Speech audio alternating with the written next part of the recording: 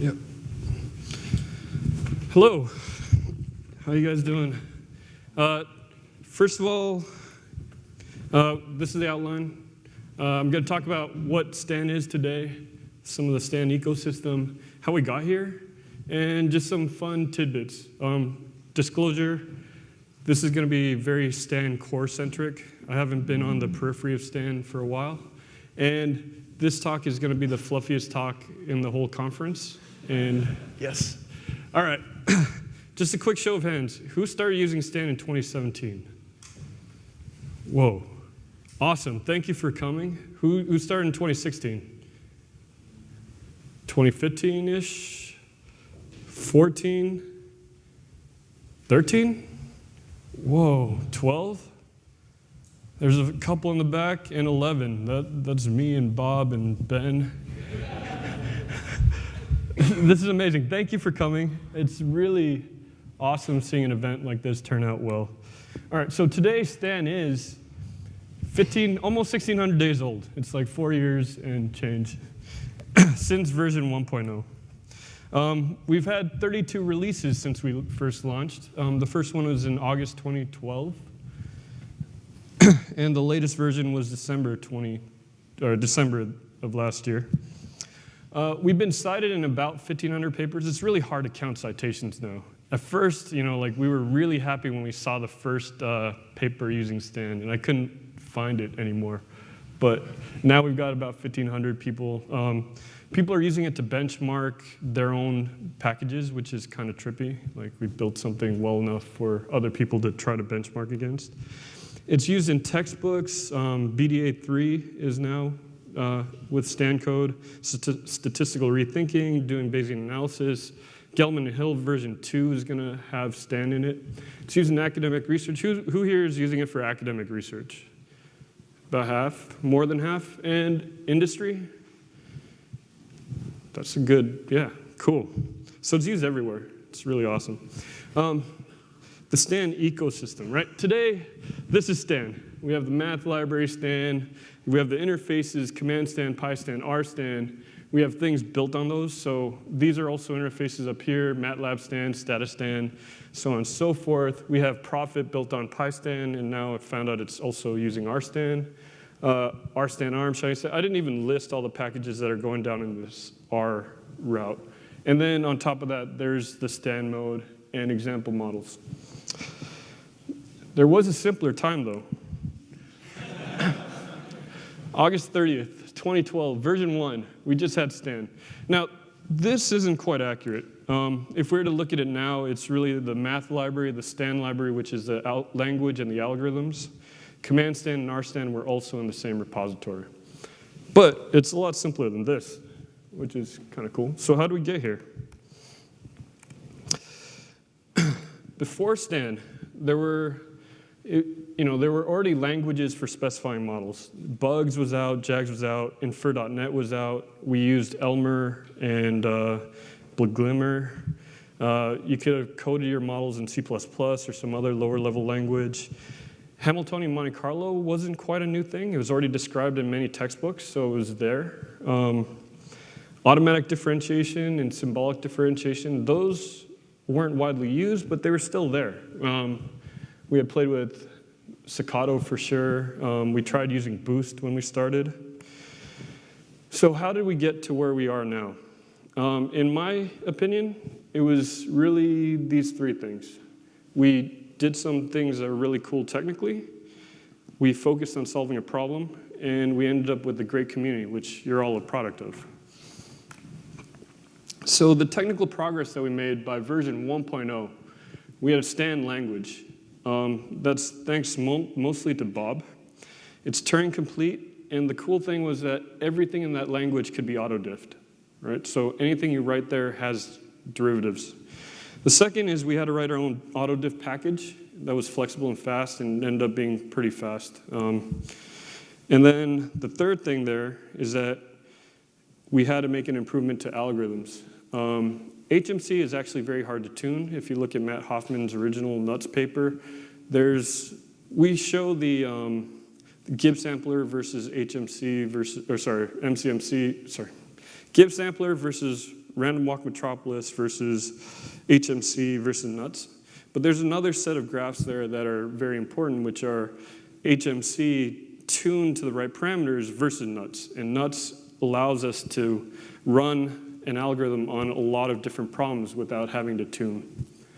And the fourth thing that doesn't get talked about a lot, but I think is really important, are these transformations that allow us to sample from an unconstrained space very easily. Yeah, that's all described in the manual, so if you have any questions about that, it's all written out. So that was the technical stuff. We focused on solving a problem. The first thing we did was we ate our own dog food. I remember Andrew was starting to write models in Stan before it was really ready to go.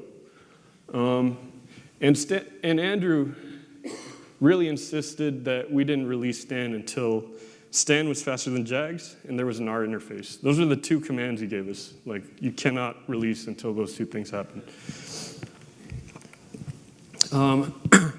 And lastly, the thing that we really developed was a sense of community. If you've been around on Stan users for a while, it was awesome seeing all these different models. It was really eye-opening. And then we had Stan Dev, which was for the developers, and we kept everything open and discussed all our decisions out in the open, tried to invite other people to help contribute, and now we've moved on to discourse. So for the community, as developers, we've always valued openness. The Stan Dev Google groups is still archived and online, and you could see us either bickering about things, trying to figure out compiler messages, when to release, when not to. And we've moved that to discourse, and we also value being helpful. We invite other people to contribute to Stan. We really enjoy that. And we couldn't have built Stan without a team, right? So this is a team in order of joining the Stan development team, which is a very informal process. This is something that the members of the development team probably haven't seen. I pulled out the first commits to Stan.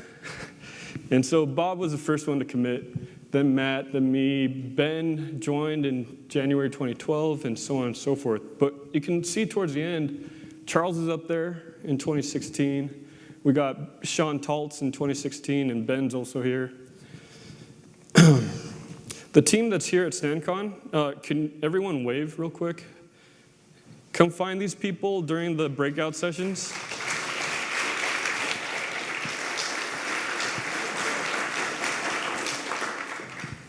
I think everyone here likes talking to people. I might like talking to people less than other people, but that's okay. But please, come bother any of us. We're all pretty friendly. Okay, so that was up to Stan 1.0. So what have we really focused on since then? I would say it's a lot of language expansion. We added functions, user-defined functions. Ordinary differential equations are a game changer. And we're just expanding the types of models that you can fit in it. We worked on speed. Most of the underlying code we just try to optimize as we go along. Since version 1.0, we've added optimization, so that's LBFGS, BFGS. We've added ADVI, which is an approximate Bayesian algorithm. Michael Betancourt added a new version of nuts that's in Stan now. We're continually working on usability as well, and you can see that through the R packages, the Python packages, and this whole other ecosystem that is growing. And we've managed to build up this really robust user community. I mean, how many of you have gone to the discourse forums and posted something and gotten a response from someone else or Bob? Yeah, pretty much everybody. And it's really amazing. I really like the developer community. It's a place where I feel like everyone there is there to learn something and contribute something, and no one has all the right answers. Okay, so let's move into some fun bits of history. So we released version 1 in August of 2012, but we thought we were ready in early 2012. And I'll show you that. The first commit here, this is Bob's first commit message, and that was in April 2011. This is an email from April 28th, 2011, and it says something like, I think Stan will be ready for release in a few weeks, and it didn't happen for another year. That's fine though, right? At this point, we already had autodiff. We already knew that it was fast, and we had implemented a lot of things that we needed. Fast forward a few months to October, and we had an end-to-end demo of Stan.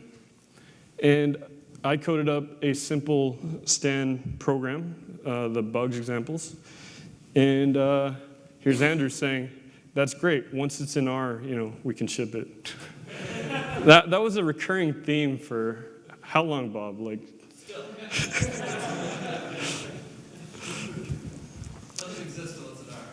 Doesn't exist until it's in R. All right, so the manual. In version 1.0, it was 178 pages. I reread it recently while preparing for this talk, and it was actually still well written, and now it's 620 pages, but we've been adding, mostly Bob. Lots more since then. Charles just rewrote the GP chapter. Awesome. No, Rob. Rob rewrote the GP chapter. You should rewrite the ODE chapter. You have a bunch of examples. Anyone want to see the first Stan demo? All right, here we go. Let's see. Hang on, can't exit. Can anyone see that? So this was the first Stan demo. You can see there's no language. We had, for those that were in my little tutorial this morning, we still had the same structure. We had a log probability function. Look at that, it's not even templated at this point. Is it? No, it's not templated. That's cool. Yeah, that's right. Yep, and we could see it run too. That was it. That was the first demo that I could find of Stan. And so it was actually drawing from bivariate normal distribution. It was trying to estimate the bivariate normal distribution. Okay, where'd this presentation go? All right, do you want to see a second demo? Let's see. 8 schools. So this was 8 schools, right there. It's really hard to make the font bigger.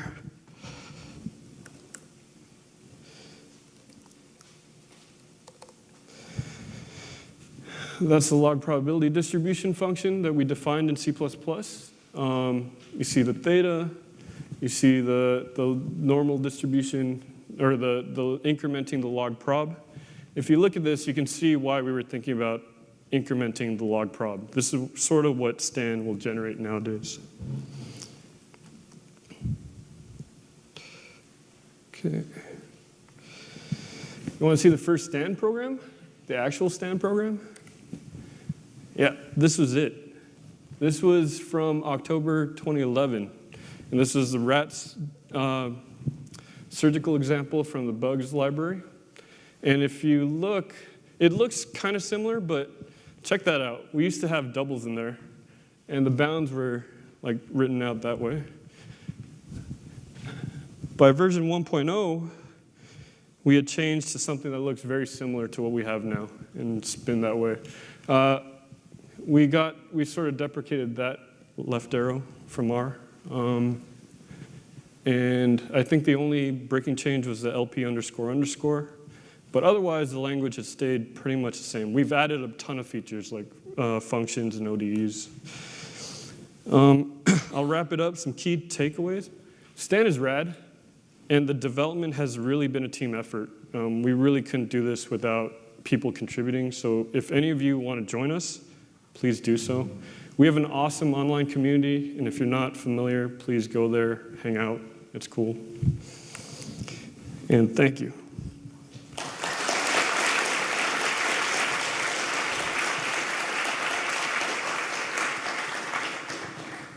Okay, questions for Bob has a question? I have a comment. Okay.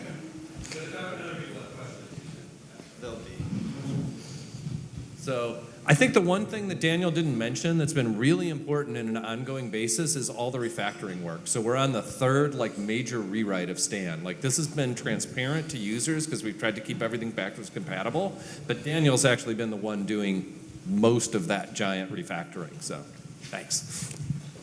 You need to do this. The general rule in software is the third version, you finally figured out what you should have done in the first version, and hopefully we're there. So. Slick Stan. Other questions?